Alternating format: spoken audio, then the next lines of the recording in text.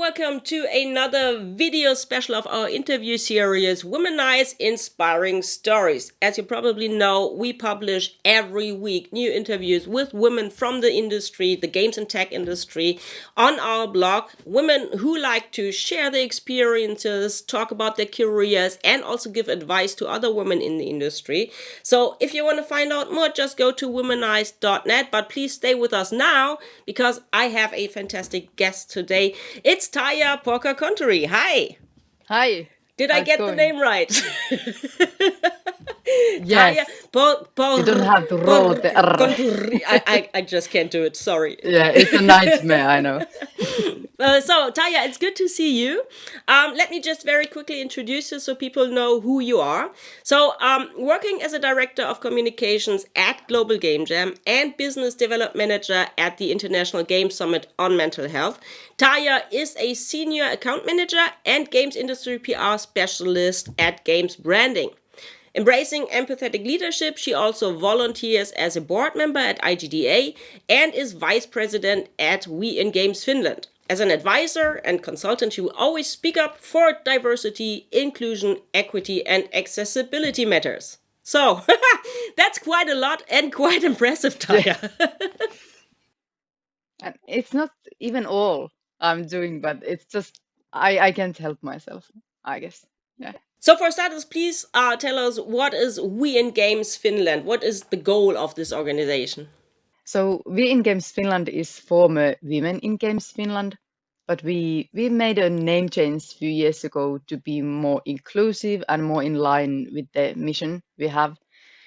Because our goal and like why we are doing what we are doing is to increase diversity and inclusion in the games industry, especially in Finland, but I hope that we can do global, like have some kind of global impact as well. And we are driving those topics, diversity, inclusion, accessibility, belonging,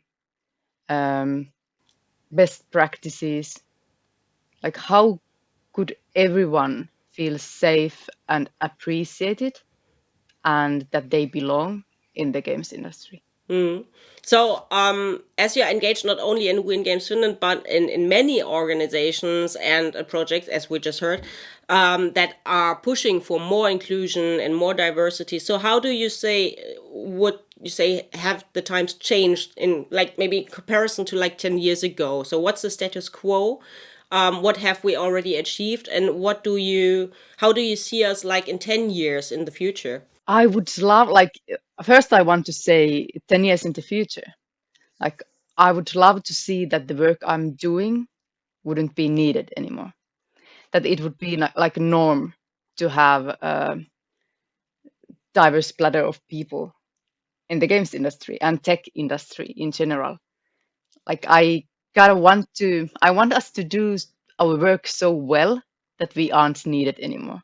Kind of like when, like, as mom, you want to raise your children to be so strong and capable that they wouldn't need you basically anymore. So this is what I want to do. Yeah.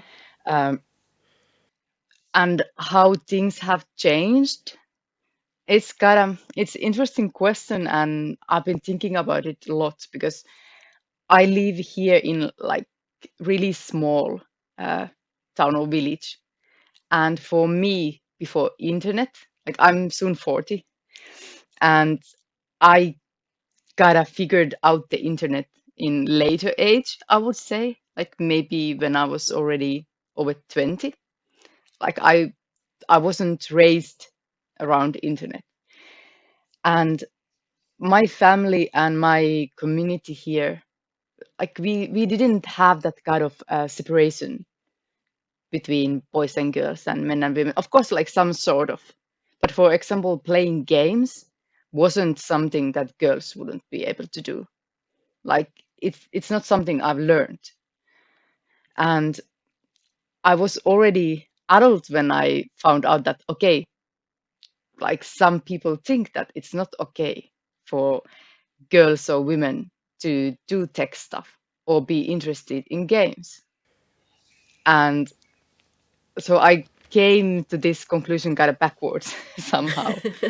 And then, as a like Muslim woman, I found out that okay, that's not something really liked. That there's like hijabi who is visible and who is loud, um, and wants to like work on these diversity and equity topics.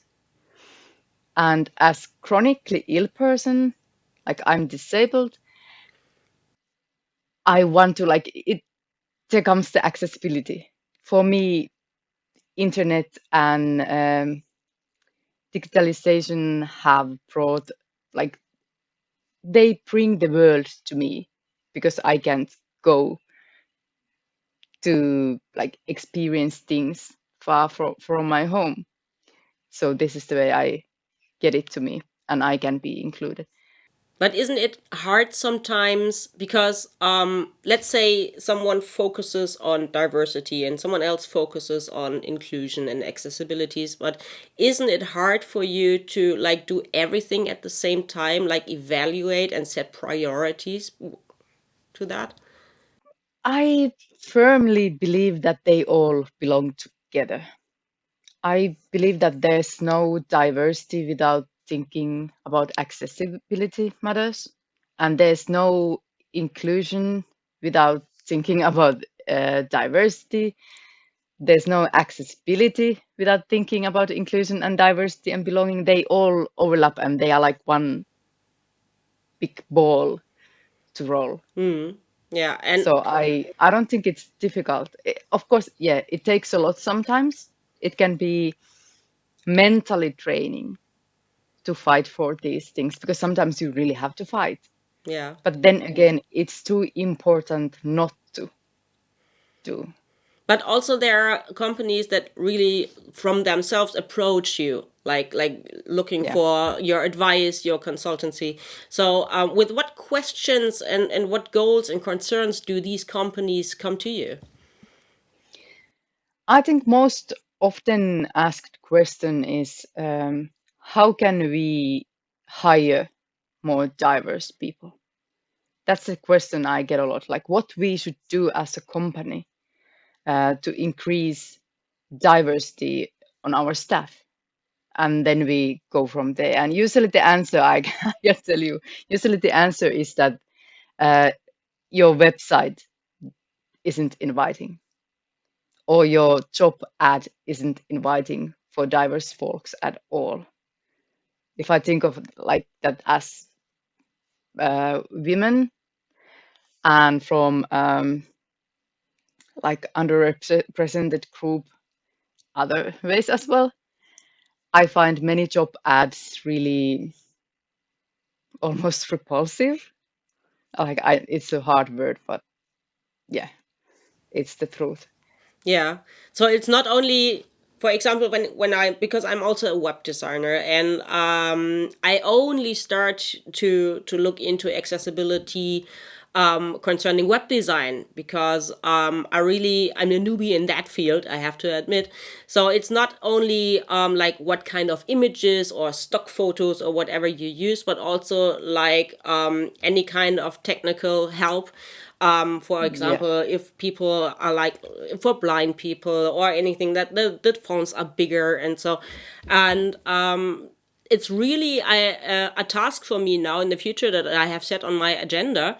And I really have to look into that because with every website and every theming, of course, the possibilities are different. That like the mhm, technical ways to like yeah, accomplish this, and uh, my eyes haven't been opened to that like rather recently, although I have been working on web design for a couple of years now, and it's really a big field from the technical side, yep, and to look into.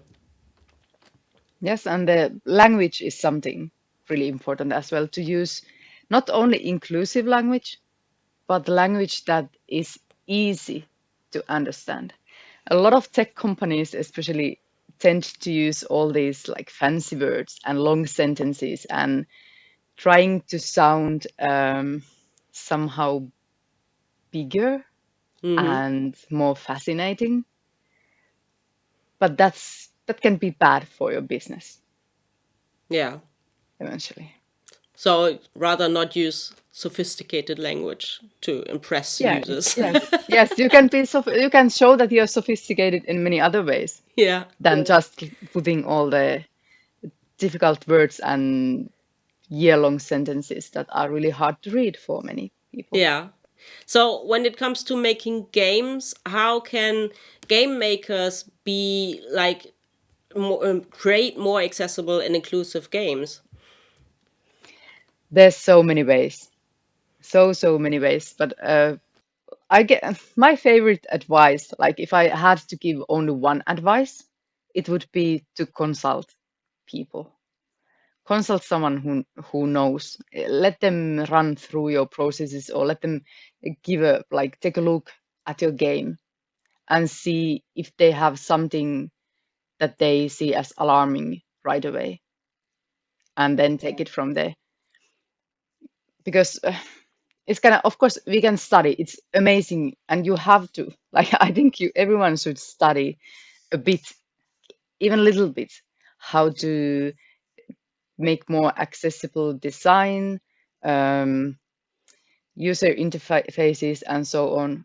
But it's always best to have someone in the team who is specialized on these things, Hmm. who can ensure that your uh, workflow and product both are accessible and they run as they should. Yeah. Because that has changed, by the way, a lot. Like back in, I guess we can go only like 5, 6 years back um, from this moment, and accessibility wasn't even something that was talked about. And now I love to see that it's becoming kind of something um, like basic thing in game development, that you are considering accessibility options. Yeah. I think the awareness has grown among game developers, right? Yes, definitely. Yeah, and there's a lot of cool organizations and individuals who are doing this work and spreading the awareness, and it's been working. It's really been working. Yeah, so let's hope that it even improves in the next years. Let's come Yeah. to another keyword that we had in your short introduction, like empathetic leadership. What exactly is that, and why is it important not only to you but also really for companies and work environments? Oh, I could give like 6 hours lecture Keep it about short, this, but please. oh, how do I say it short? Short. Um, well, who said it? Someone said it that we don't need more sharks, but we need whales, and I love that. Um, business world, tech world, games industry, all are considered to be really ruthless, really tough, kind of men's world, so to say. Um, and this men's world is seen as cold. It shouldn't be. And I don't believe that men want that either. And many do not want, who I've been talking to. Um, like we need to, if we want to have a sustainable business, sustainable growth, especially in tech and games industry, we need to be like we need to show empathy. We need to understand. We need to listen actively. We need to listen more than we need to speak. That you have to be tough and you have to be cold and you have to just work, work, work, work, work. It's not working. Like Yeah, it's not sustainable. It's not healthy at all. And we've seen it too many times. People have burnouts. We have increasing numbers of people with depression, with anxiety, um, even to the point that they can't do their jobs anymore. And people who are heard, who are understood, or who feel understood and are understood, and who feel heard and seen, they perform better as well. I tell that to usually to like those business people who don't really seem to care about what I'm talking about because they think it's nonsense and work is work and business is business and you have to be ruthless. It's got a they weird mantra, but it benefits even those people because people who are feeling well, who feel appreciated, and who are happy with their work, they perform better. Hmm. So it's good for your business as well. It's good for numbers. Yeah, so acknowledging what like people in your company do is also brings me to the next question, because you're also in the game credits special interest group of IGDA, and I really first I have never heard of that before, and I looked into it, Mm. and I thought, oh, that is great. If I get that right, it's an interest group that just provides some like help or best practices for game devs to like put their employees in the credits with the right job title, with the right acknowledgement. Is that correct? Did I get Yes, that corrected? correct, So correct. I didn't realize before that there is a problem that people who work on a game are not credited right. There's a big problem. There's always been, and it's still there, and it needs to be changed. Yeah, so why is that? I mean, do people just want to keep like the core team in the credits and freelancers and other people not, or what's the problem here? There's several reasons. They vary, but it can be anything from even trying to harm someone for like by not giving them credit, or purely forgetting, or thinking it's too much work, or not having those like practices in place that it would be even considered to credit everyone. Um, it can be about not crediting contractors or people who localize games. There's tens and tens of different kind of reasons. I would say excuses. And we try to like what our goal is to make it so easy that nobody can say that it takes too much time or it's too difficult. Like we want to make it kind of idiot proof. Like we want to create a system that's so easy, that is so easy that it makes it difficult for companies to say that we can't do it because it takes too much resources or something. Yeah, so I saw on the website, for example, you have just a very simple PDF document with like guidelines how to credit your employees, and Yeah, really it seemed very easy and understandable to me. yeah, and that's what we are working on as well, like making adjustments, making it more comprehensive, and adding some really relevant things that are still missing. Yeah. So, do you have any tips for any kind of people? And as we are womenize, of course, especially for women, that would like to make their voices heard, but struggle with that, or maybe like as you become very engaged in organizations and projects, and maybe as speakers on events. So, how do you have an advice for people who like to make their voices heard? I would say that if you don't have the channels or if you don't have the courage yet, then reach out to people, network.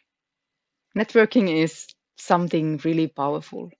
Like when we put our minds together, we can do things better and we can have more impact. So networking, it's the like it might sound really boring and exhausting, but it's really not. Like you can, for example, if there's something you would like to do, if you would want to get somehow involved on these things, just send me a message on LinkedIn, for example, or on Twitter or anywhere you feel comfortable. Um, there's a lot of mentoring programs. There's a lot of opportunities to speak about these things in different kind of events. You can use your own social media platforms, starting from something small, because there's no too small things in these matters, I think. But yeah, network, connect with people, just and don't get discouraged if someone isn't friendly, or because there's a lot of unfriendly and a lot of mean people around. But just skip them and move to next one and focus on those who are positive and who are supportive, and just ignore the negative noise around you. Yeah, and I tell you, there's always negative noise, especially on platforms There like is all, Twitter. yeah. You just like what I mean. What's your strategy? Just blocking and ignoring them? There, I read stuff, of course, like I have to know what's going on. Hmm. I have to like have the big picture of things. But I don't like, I wouldn't say that I have thick skin because I definitely don't have.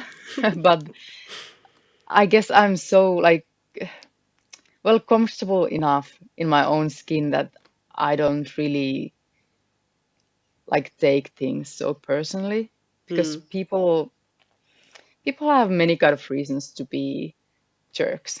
That's kind of shortly put. So it's not always about you. Like, you can be the best person walking on this earth, and still there is someone who hates you with passion. Yeah. So it just, and if there's some criticism that might like help you to grow as person or do your work better, then take it and use it to improve yourself. And I don't know, it can be hard, and I understand why people don't want to, especially women. I understand why many women don't want to be visible in games industry, and why they don't want to be like really connected to others. And that's all the Gamergate and all that has happened. It's scary. Of course, it's scary and it's hurtful. And big part of like why I'm doing what I'm doing is because I don't have that trauma from those things. So I can be the voice for the ones, or I can, oh, I don't want to be the voice for others per se, but I want to be kind of the echo chamber. Hmm. I still at least have the energy and like the enough that positive mindset that I can overdrive all the negative. Of course, I get down sometimes. It's just I'm only human as anyone. But so yes, if you feel um, discouraged or bad because of something people say, talk to someone. If you can just like, I know it's not so easy to ignore. There's always others who have gone through the same. Yeah. Yeah, so thank you, Ty. I guess we have to come to an end now, but I Yeah. feel like we could be talking for maybe 2 hours more. So you heard what Taya said. If you have any questions left or have the need to connect, then just do it via LinkedIn or Twitter. Reach out to Taya. I guess she's happy to help. So, Yes, definitely. yeah, thank you for taking the time and being with us and sharing your experiences. Thank And you for having me. yeah, my pleasure. And if you out there want to see and watch and read more Womenize inspiring stories, just go to womenize.net. We have, as I said in the introduction, a blog where we publish interviews on a weekly basis. Mostly it's written interviews, but sometimes, like today, we have video specials, so we publish them on your YouTube channel. So go to womenize.net. Thanks for watching us and see you next time. Bye bye.